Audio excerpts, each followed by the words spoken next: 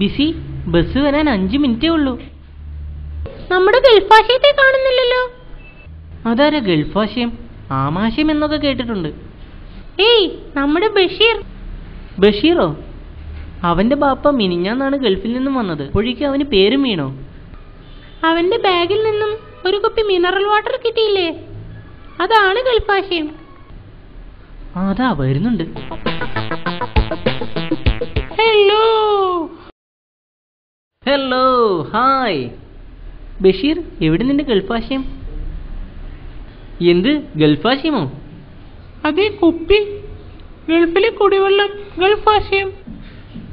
മോനെ ദിനേശ, ഇത് ലോകത്തെവിടെയും അത്യാവശ്യമായ സാധനമാണ്. അതെന്ത് സാധനമാണ്?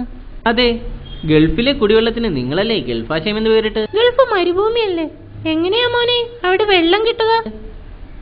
സിമ്പിൾ.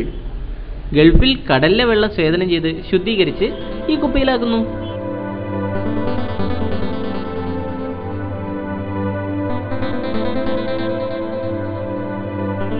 സ്വേദനമോ? അതെന്താണ്? ഉപ്പ് കലർന്ന കടൽ വെള്ളം ശുദ്ധീകരിച്ച് കുടിവെള്ളമാക്കുന്ന രീതി. ഇപ്പോൾ മനസ്സിലായോ?